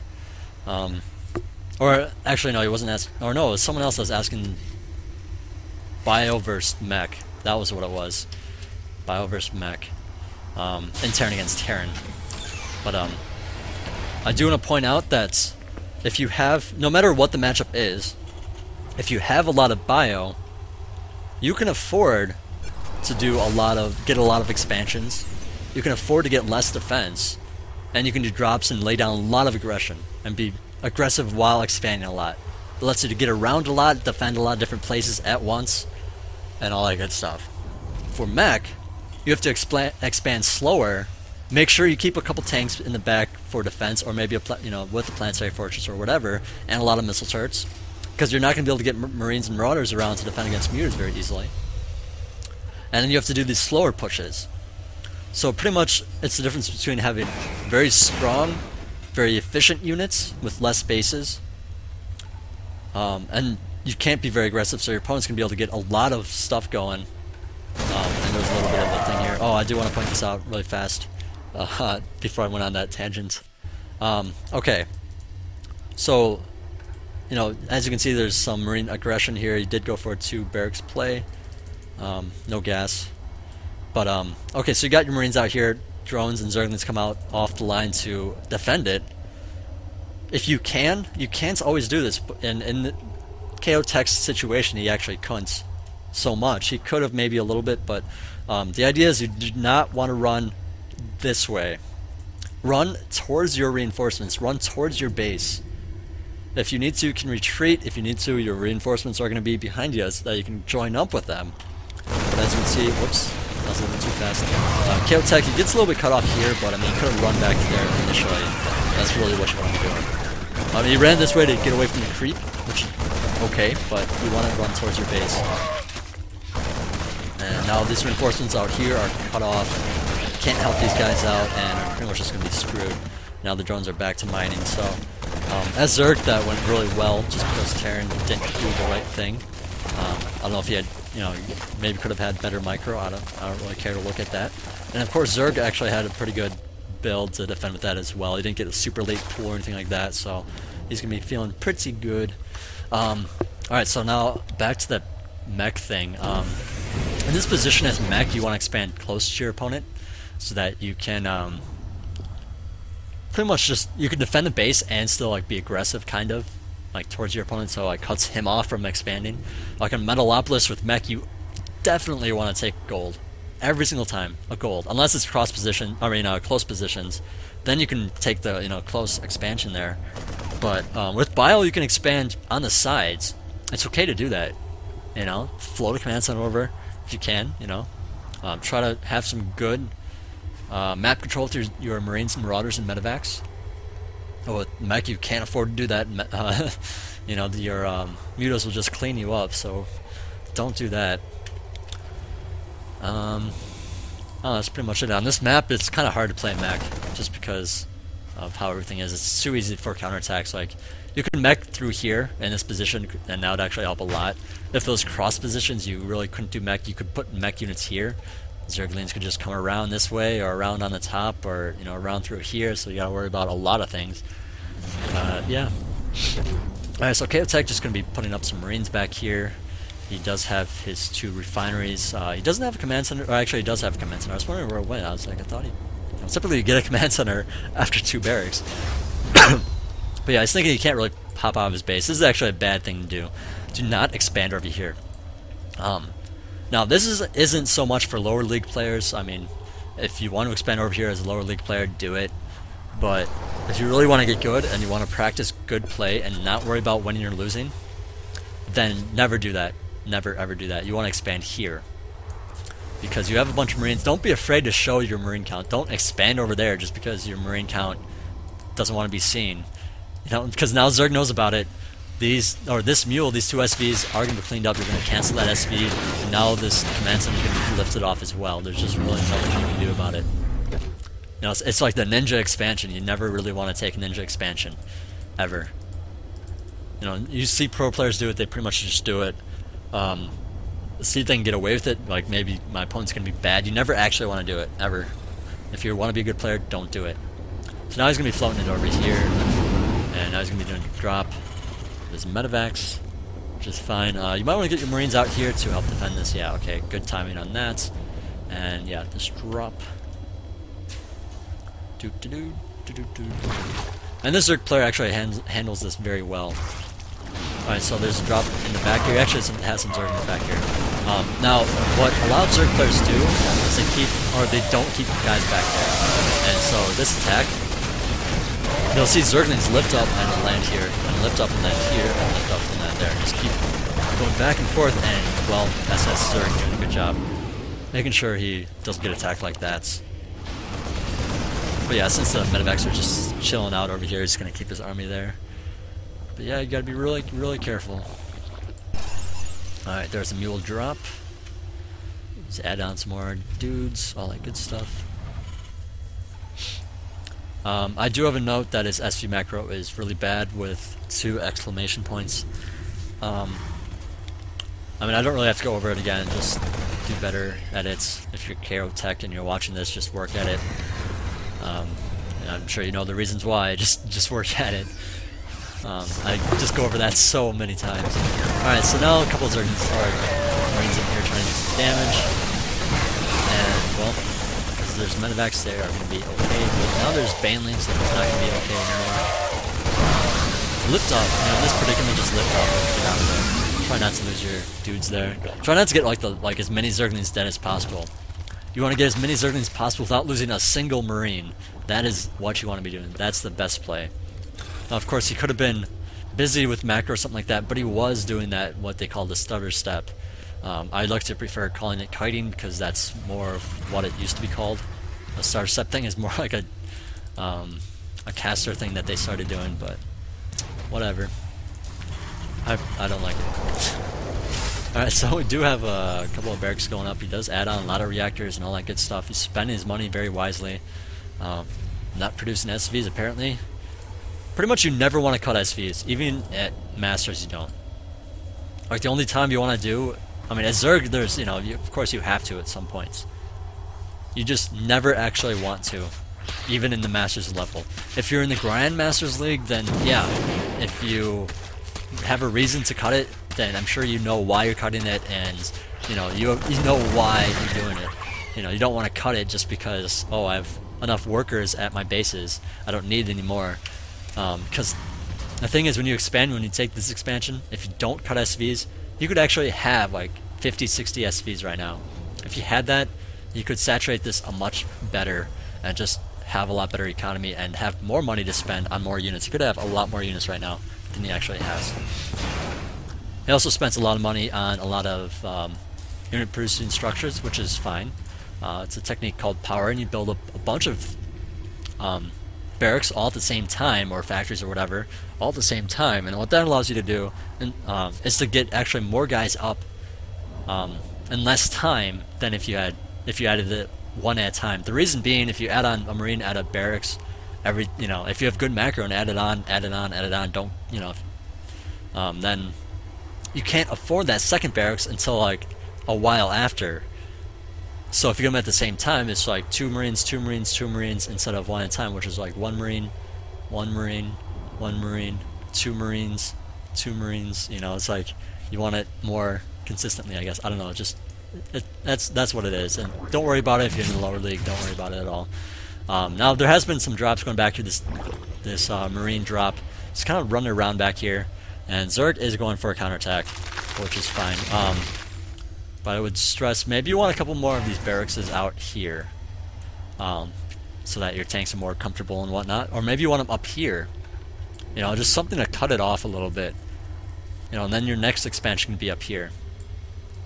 You know, and then you're going to be pretty safe with that. So anyways, lots of guys coming in here. If you're Zerg in this position, you gotta be really careful. Yeah. When I say careful, I mean careful because he had a big stream of units. Generally speaking, you want to spread out more than he does. Pretty much just like 1As in there, and then move some of the guys over. You want to fan it out a little bit better. And you want to kind of group it up here and then go in or something like that, a little bit closer, so you don't have this big stream of banelings and Zerglings. Like you would have Zerglings and then banelings and then Zerglings. That's not very awesome. You want to have all your stuff together so that your Zerglings can throw damage and your banelings can just roll over everything, and it would go much better. He would actually have been able to kill off a bunch of SVs with banelings as well, instead of just losing everything. Fan it out and kill off more stuff a lot quicker. Of course, as Zerg, you want to have a good surround, but you know, in this kind of small situation, in this small narrow path, you can't really do that. So I'm not worried about that right now. A bunch of Zerglings being added on. That's pretty much what you want to be doing in this situation. Well, first of all, taking another base. That's what you want to be doing right now. Taking another base because you just lost one. He's throwing down a macro hatch and pretty much all inning at this point. Just adding on Zerglings, and that's fine. I mean, I guess. He's going to make sure you do enough damage. But since Chaotech does not like planetary fortresses, I don't know, he needs more planetary fortresses. I feel like this one should definitely be a planetary fortress. Not so much that, like, oh, he's going, you know, usually I say you want to get it when you're going mech, but since he's going a half and half, I'd still recommend it, just because banelings will still screw over your marines. Gotta be really careful. But anyways, here's moving out. Banelings will be plus on that tank, which is bad. And now they're going for the marines. So it's just a little bit of a micro slip all deal. Yeah, I can clean up those marines anyways. But yeah, since Zerg is down a base, you do not want to be trading armies. You want to, you know, if possible, you want to win the fight. So if you don't think you can take this on, and actually it's up a lot to micro, so in this situation I can understand why I still went for it, but if you can pull back, like you really don't think you can win, and when I say win, I mean win by large margin. If you can't win by a large margin, pull back and try to find a better, like if he's attacking you, then try to find a better terrain or better situation to get more damage done. If he's not attacking, just pull back and you'll be fine, you know. Add on some more units to that. Cool. And there's the pickoff on that creep tumor. But yeah, now Terran's in a very good position because of that extra base. And Zerg, he could have been fine if he just like kind of held and droned up as much as he could. It's kind of like early game, like when you're behind. Like initially, I'd say actually Zerg is behind. Your drones become the building. So like, Protoss is going to have more probes. Terran's going to have more economy because of mules and all that. So Zerg's actually a little bit behind, but because Zerg can mass produce workers, you can just spring ahead and defend with as little as possible. Well, when you're down a base, it's kind of the same situation. You want to defend with as little as possible and use the rest for drones. If you're attacking, you need more guys because you're attacking, first of all, because he's producing guys and they're popping out right there. They don't have to walk around the map. Second of all, he's going to be in a more of a fortified position, especially if he has tanks. Now, tanks are like the fortified unit, so you definitely do not want to attack if at all possible. That little engagement before, you know, it actually was a pretty good engagement. Just like one of those opportunities, like, oh, I might not get this opportunity later on. I might just take out some guys since I can. It's kind of a little bit different in this matchup as well. So, or in this unit composition, you know, Banelings and Zerglings against Marines and Marines and tanks. Yeah. Anyway, Zerg is kind of cut off here. These Marines coming in little groups. Very good job. You might want to lift right now. I would definitely lift. You do have the tanks back here, so you have to be careful. Banelings going off on some tanks. Well, Zerg is a little more behind pretty much. Oops. What? There we go. He does have some good drone count. He just got it stirred up, so he's actually okay, but Terran does have a base up, so you're still not very good on that. Now, since you saw that this was not a planetary, I would say maybe keep some Zerglings up here, take out this rock. Or if you see Terran push out, you can move him right along and kill off some SCVs here. He did do a counterattack just now, but there's a tank back there. You kind of need more Zerglings with that if you can afford it, you know? Like right now, he really needs to defend, so like a couple Zerglings, that's better than, you know, most people would do. Better than I would probably do, but, you know, I'd say it's still a good idea. But yeah, he's feeling pretty good now. He's actually caught up a little bit. Of course, Zerg is still behind on the resource thing. Just because Banelings and Zerglings are not really all that resource efficient. It's kind of like Banelings and Zerglings are pretty much the epitome of going bio as Terran.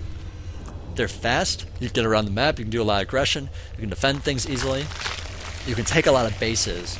So your resources are, or your resource loss tab is actually going to be higher than your opponent if your opponent has more expensive units. Now, if Zerg was going for Broodlords, then this would probably switch around. You know, Broodlord Infestor, because that's extremely expensive. This would switch around, and Terran would be on the higher resource tab, or count, or whatever, you know. So I think a lot of players don't actually analyze this loss tab very well. They just say, oh, you know, I have, you know, I actually used to do this. I'm gonna pause for a sec.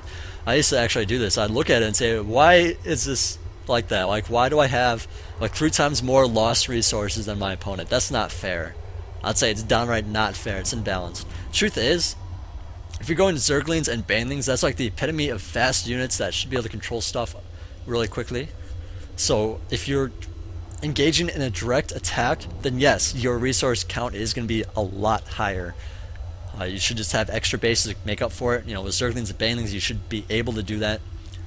So that's how you should look at it. Fast units expand a lot.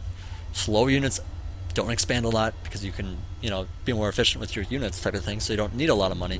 So, no, that's my 2 cents on the loss tab and on slow units versus fast gas units. But yeah, Zerg just doing a very nice play here with Zerglings everywhere. Terran's just not, I don't know, I feel like he could have just walled this up better. That's pretty much what it is. Keep a few, like if you're going Marine tank, or actually if you're going mech, you should actually know this since you're a mech player, but if you're going for tanks, keep some tanks in your base at all times. Just always do it. Like, high level players will always do that. And I'm not saying that because that's what they do, I'm saying because this will always happen. Now when you're going Marine tank, you still want to do it, but you don't have to put as many tanks back there because you can, you'll be constantly producing Marines, and assuming you have good macro. Keltag just screwed up his macro again, by the way. That's why he can't defend this right now. But the thing is, if you moved your main force to defend, say, this position, you should have another group of units being built up here to defend. And then when that aggressive force dies, you can send that new unit to be aggressive and build up another set of units. That is extremely hard to deal with as Zerg. I remember running into so many players that would do that with Tank Marine, and I absolutely could not stand it. I was like, these guys are so good. Like, it's not like I felt like it was imbalanced or anything like that. I didn't feel like I was just shitty because of it. I just felt like these players are really good, having such good macro skills, and being able to use those Marines tanks so well. That's actually how you want to play it. I wish I could find one of those replays. I casted a couple of them, I think, like that, but I don't know, they're so old now, they're not even worth looking at. But yeah, Zerg's going to be cleaning this up. Terran, meanwhile, took out the base down here with this drop, which is good. Marines and medevacs, much just like doing banelings and Zerglings, you want to kill off stuff as much as possible. But with that in mind, it's kind of like Zerg and Terran both playing the same kind of style. So with these medevacs and things, you want to, or as Zerg, you want to be killing off base as well. So that's actually exactly what he's doing. So he's playing it pretty well at the same time. But yeah, you might want to get some defense if you get some bases, because this just sort of happens and it sucks. Get some, get like 4 spine cross, get one like here, maybe another one here, something like that. And then it'll be much harder for Terran to actually kill off that hatchery. Maybe 1 spore crawler for those medevacs type of thing. Terran's sitting back with he's finally getting a Planetary Fortress, yeah. Alright, so he's getting a Planetary Fortress, getting a couple of missile turrets. And now Zerg is actually going to be really BM. Pretty much he's just saying, how sad is it that you hack and you still play a 40-minute game? It's kind of not really. People get pissed off the game. It happens. I'll hold it against him unless he does it like again and again and again and again, like all the time, when it's like not even a big deal. I guess I didn't put up my overlay. Okay, well, whatever. Questions, and then do you have any questions? Questions. And then we have one last one to go over.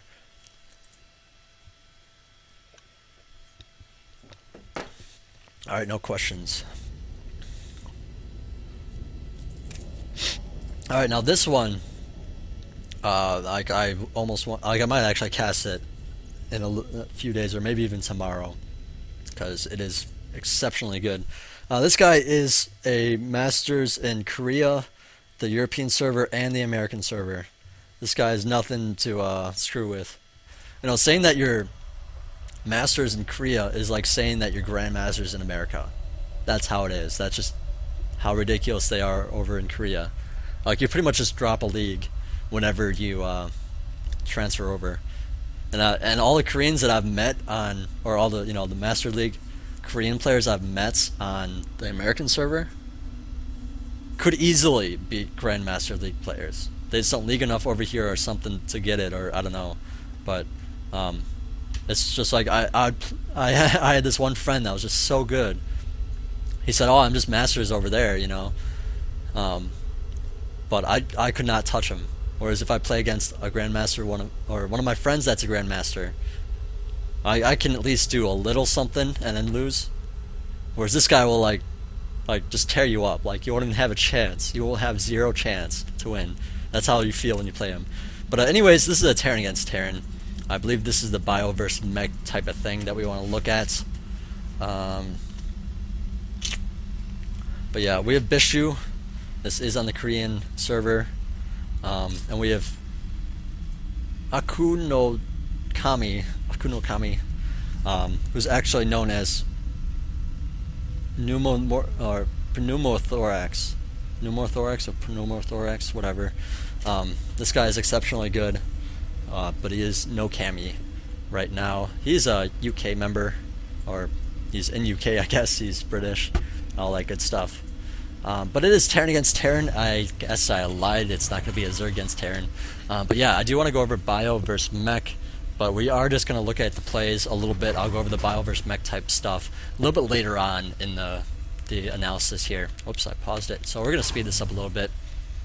Yep, nope, I'm British, I'm English, don't worry about it. I'm not Korean, I'm just really good. And yeah, it's kind of scary to say he competes at such a high level in Korea. That is scary. Like if he was Korean, it would just be like, okay, you're just really good because you're Korean. But to say that you're like a white guy playing StarCraft 2 and like you're just really awesome at it, and you're not like a pro level player or anything like that, so speed this up. Some good scouting going on. Looks like they're going to run into each other in just a moment. Now, Pneumothorax is going to be going for a Reaper build. Now, it seems kind of strange to me and in Terran against Terran, but it actually makes a lot of sense. The reason why I say it's strange is because Reapers have short range, Marines have a slightly longer range, and you can't kite Marines with Reapers. You know, like you can kite Workers, you can kite Zerglings, you can kite Zealots, you can't kite Marines. So that's just kind of crazy to me to say that you're going to go Reaper. But it actually works out if the army of your opponent is out of position. So first Reaper going to come in here. Bishu is going for a fast mech play, very fast factory. No Marine out yet, so he's getting up that reactor. Actually, he does have a Marine out in the front, I totally forgot about him. But out of position nonetheless. So this Reaper is going to be doing a little bit of damage. He's trying to pick off that mule. That's why he wasn't shooting those SVs just now. He's trying to pick off that mule. And he's going to get it right there. Now there's a good surround on that Reaper, and the Reaper's going to die. Which is fine. You know, he got some kills, and I don't know. It's not that you're trying to do a ton of damage, trying to get him out alive, but he did that pretty well. He killed off that mule. That's pretty skillful right there. So he has another Reaper out here, not going to be just suiciding in there. Going to be waiting for a second dude to go up there. Now, okay, I want to go back. I remember going back a lot when I casted this the first time, but okay, so pretty much he goes for a barracks. He gets that fast refinery for the Reaper. Speed up a little bit faster. Did I do it again? Don't tell me I did. I did do it again. Damn it. What's wrong with me? Well, now you can see. Okay, so we're just going to go over it this way this time. You're still going to be able to see some of the action, but okay. So he opens with that fast barracks, and then a refinery. He's saying he's British. Okay, there's that barracks, refinery. Very good timing on that. Pretty much you want it when it's a quarter done, and make sure you get your SVs in there right away. I mean, assuming you're going for this like super fast Reaper. Now this won't actually always just work out. Bishu just has his guys so far out that he just, I don't know, lose a couple guys. Alright, Tech Lab is done. Reaper's coming up here. Now, I'm going to mainly look at the base when this happens. He's saving up for an expansion, which is totally cool. He's getting that SV to mine really quick before he does so. Now this sounds kind of crazy to say I'm going to go one barracks expand in a mirror matchup, because it's just not very, you're just going to die. But the thing is, he has this Reaper up, he's going to be harassing with it the whole time. So, I mean, it's pretty much going to force his opponent to stay in his base and not attack in there. Whoops. Apparently I was holding down the mine's key. Alright, so picks off that SV. The SV's doing a little bit of trying to surround. Trying to pick off that mule. Okay, gets the mule, gets surrounded by accident. That went decently. He could have retreated a little bit sooner, but no big deal. Alright, so this factory's coming out. And now he has a Reaper in the front. Command center's almost finished. And it's adding on another barracks, as well as a factory. Now this is the second crazy part about it. If you're going for a fast command center, you pretty much always want to go for a fast barracks at this, you know, high level play, because otherwise your opponent is going to say, okay, you went for, or he's going to scout it, you know, and if he attacks in there, you're going to be screwed because you're not going to have enough to defend, because it takes time to get this barracks up, or this factory up. It takes time to get this command center up, and you're spending a lot of extra money on those extra SCVs. So, like, initially you have less money because of those SCVs, you know, later on it's going to help you a lot, but initially you're not going to have as many units or as many unit producing structures. And so now he's even going for a starport. Now that is insane. Now the reason being is he put this bunker up, made it look like, okay, I'm going to be defending this. You cannot attack in here very easily. He doesn't actually have any guys in there. Whoops, hit back by accident. Let's just speed up a little bit. Did I miss it? I think I might need to go back because I was talking about that so much. Oh, no, I didn't miss it. Okay, so he's a second Reaper over here. Now, usually I'd say, okay, at this time you cannot continue to go Reaper. You can't really, or you can go Reaper. You just can't really harass with it. The reason being, he's going to have some units out. Units kill Reapers pretty fast, right? So, this would be terrible if this was all that was going on. Like, terrible. The thing is, he has a second Reaper to be doing a multi-pronged attack on one base. Now, this is like kind of crazy because one base is not very big, but it is a multi-pronged attack. Now, this second Reaper was a little bit late. He could have had that a little bit sooner. But if it was on time, he could have killed off like 3 or 4 SCVs right there. And, you know, Terran would have had to split up his units and whatnot a little bit more. And, yeah. So now, you know, Cammy is going to be sitting pretty good with that extra base and that starport going up. So just such a crisp timing on everything. I want to point that out because this guy, like, his money is super low, got everything super fast just by having such a crisp timing, and has an expansion. Like, he has a bunker up here with a couple guys in it. By the time Terran actually gets to his base with these tanks and these Marines, that, you know, he's going to be perfectly fine. You know, so I mean, it's actually like this is the one time his opponent Bishu can actually attack, and it's not going to work out. So I mean, it does work out a little bit, I think. I actually forget. No, and yeah, now he has this tank out. He has this Marauder out, a bunker full of guys, and well, he even has a Viking coming out as well. So this doesn't work out. Bishu could have sieged up back here. That would have helped out a lot more. He kind of made a mistake there. So I mean, this could have gone a lot better for Bishu, but alas, he wanted to siege up here to attack that bunker.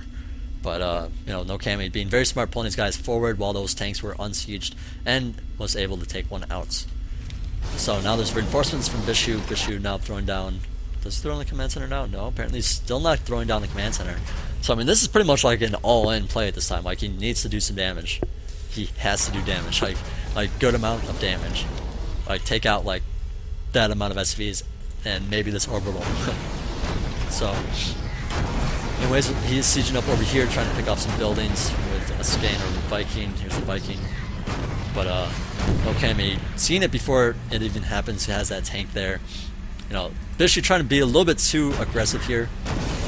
You know, just getting those tanks up and sieging them up while this other tank's attacking them, not very awesome.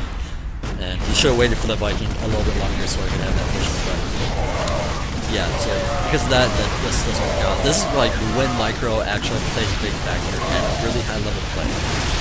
Like right now, Micro in this game is extremely important. Like that attack could have killed Cammy off, but no, Cammy is just too good. Pneumothorax, for the record, for the win. And yeah, we'll continue on with this. Alright, so what happens next is we see a lot of barracks going up from No Cammy. He's gearing up to go forward some bio in Terran against Terran. Bishu going for the expansion, does have, you know, his factory up. He's getting up another factory, going for mech and some air units. Pretty typical of Terran type stuff, even in Korea. And, well, we'll see what happens. Now, he does have a couple of tanks. He did have that factory, so you might as well get a couple tanks with that. And Bishu is even like, are you a pro gamer? Because you're actually really good. Yeah, I mean, just the same. Like, I still can't get over. Like, I've seen this replay like 3 times now, and I still can't get over the fact. Actually, like 4 or 5 times now, and I still can't get over the fact that he was able to get up that Reaper, do some harass, get up the expansion after that Reaper, and then throw down a factory and then a starport. Like, he had no units for the longest time, and then just add on, you know, a bunch of units exactly when all those guys got there. Like the timing for Bishu got there. That is exceptionally crisp. I cannot tell you how crisp that is. Like, that's like some pro gamers can't even do it that crisp, okay? Like, that's ridiculous. No Cammy could take on, like, he'd be like a good match for Idra. Like, I could probably just continually beat Idra here and there. Maybe not, I don't know, it'd probably be a good fight. But yeah, no Cammy gearing up for an attack. Now, since he is going for bio, he was able to get up this orbital command and have a lot of units. Bishu, just because of this map is quite good for tanks, I would say. It's good for mech, just because this third is very easily defended with tanks. You just put some tanks out here, and this is going to be perfectly cool.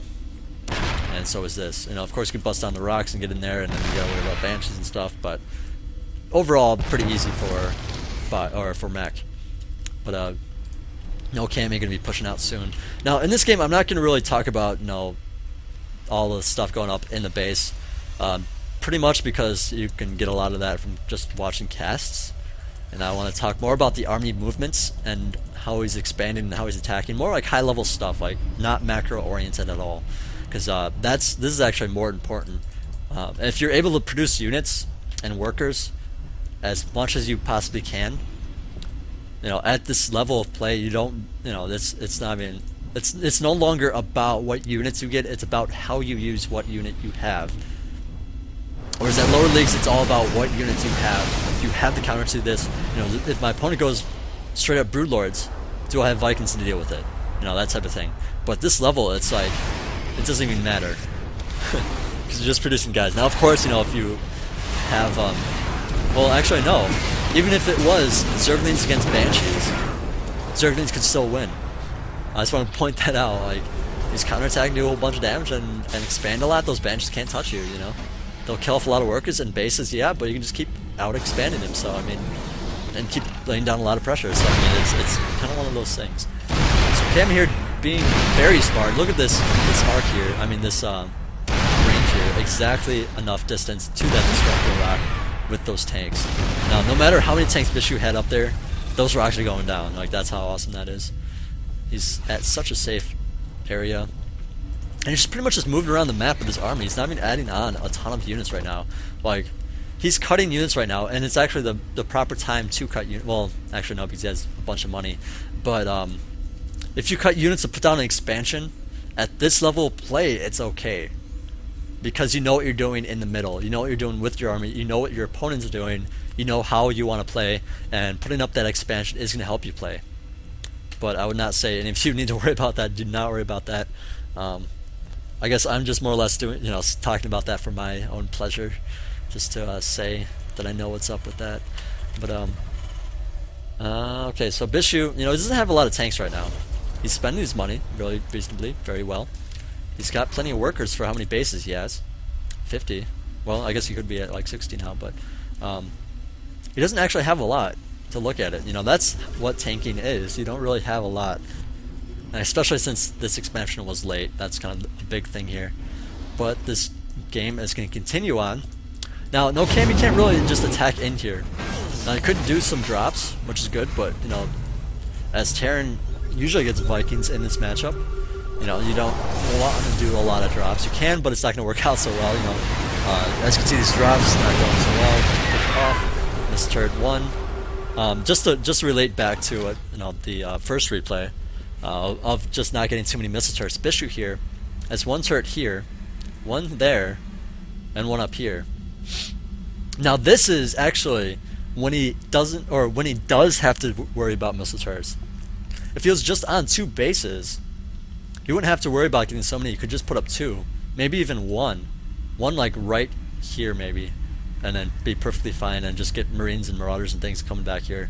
Of course, it's Terran against Terran also, so you don't have to worry about it as much then either. But yeah, let's unpause this, and yeah.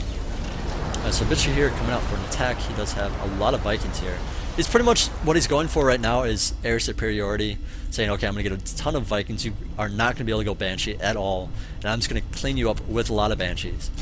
So he's getting up a lot of Vikings right now to deal with that. I don't know, I wish you would scout a little bit more and see that there really isn't that many Banshees going on. Man, this is the big mistake from No Cammy. He told me to point out things that he did wrong, and it's really hard to at this level, but excuse me. This was a terrible idea. To siege up on this ramp when you're going bio is not very good. When you're against tanks. because he's gonna have more tanks. Clean this up, and your bio's not is gonna be running back and forth back. You're not doing anything, or they're gonna have to go around and not do anything for a while. So this was actually the biggest blunder I think Okami did, like all game long. Sieging up right there. I mean, it's not the worst. It's just that the Marines and things could not get through, and the thing is, even if they could get through, it'd be a small funnel, and then they're not going to help you out. They're just going to die as they come out. So it's not going to, it's not going to be very awesome. But he does tend to go, or does go around here, and now Bishu unsieging a little bit late. He could have unsieged a little bit earlier. You know, knowing that there's a big bio army back there that he needs to run from, because I mean they are faster than your tanks. So I wouldn't worry about that. Just for the record, I think tanks are actually the same. I want to look at that really quick. Is there? Yeah, there's a tank. Yeah, 225. 2.25. That's the same as a Marine unstemmed. Let's see, Marauder. Same as a Marauder unstemmed. Same as a Hydralisk. Same as a Roach without speed. Same as a Zealot. So that's... I just want to put that out there because the Hydralisk is not actually that slow. Just saying. I don't know.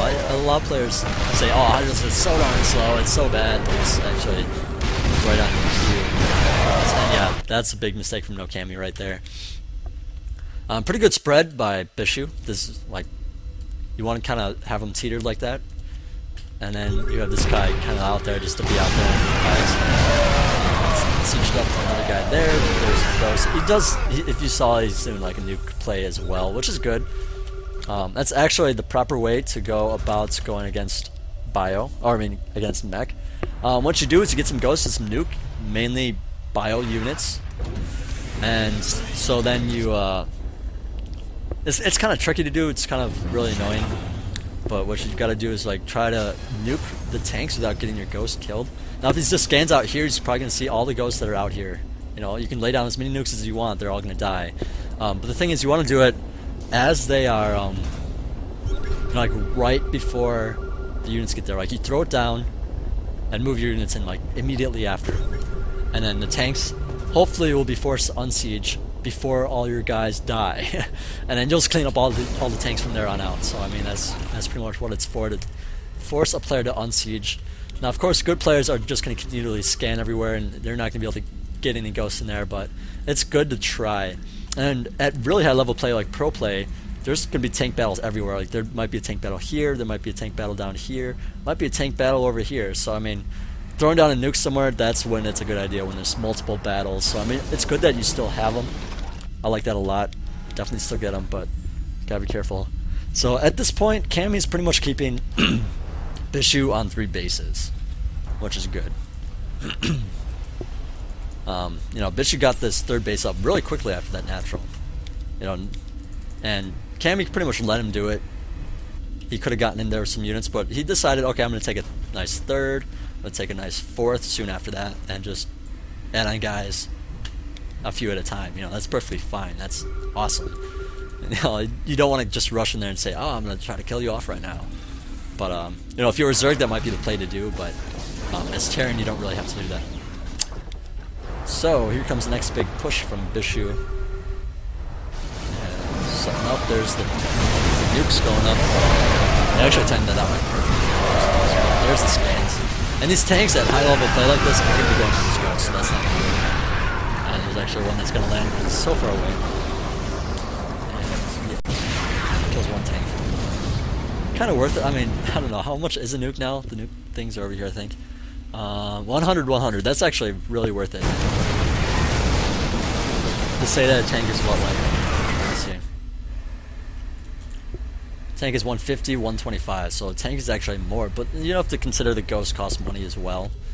So the ghost is actually 200 and then 100, which is, you know, not really awesome when you add the nuke and the ghost together and compare it to a tank, but to say that, you know, you're forcing him to not micro certain things, not to macro, and just look for ghosts frantically to kill him off with that scan. Yeah, and I don't mean that like, oh, he's just not going to know where they are and not scan properly. I mean you have to use your tanks and actually target your the ghosts. So I mean it's like, you know, it's just like a little extra something you force him to do while you're just kind of moving Marines and Marauders in there to kill him. So Anyways, Marines clean this up rather easily. I used to get heckled a lot saying, "Oh, you can't go bio in this matchup. You just never go bio in this matchup. You're bad if you go bio in this matchup." The truth is, you can go bio in this matchup. You gotta just play a little bit differently. You gotta expand more, and you gotta be more aggressive. You can't just and have a lot of good map control. You can't just build up a bio army in your base, and he just builds up a mech army and keeps it in his base, and you attack it. Yeah, of course, bio's gonna suck, but you gotta play it right. So I'm really glad to see this replay, and I'm really glad for Athlete because that was the same kind of thing. Yeah, you can say, oh, he just unsieged at the wrong time, or just caught him off guard, or something like that. But yeah, that's always gonna happen as tanks, always. Now, I was pointing out before, good players leave tanks in their base. Bishu's doing just that. If you're going for mech, keep some tanks behind. Like, the idea is not to have like one big group of tanks and unsiege them and siege them up all together.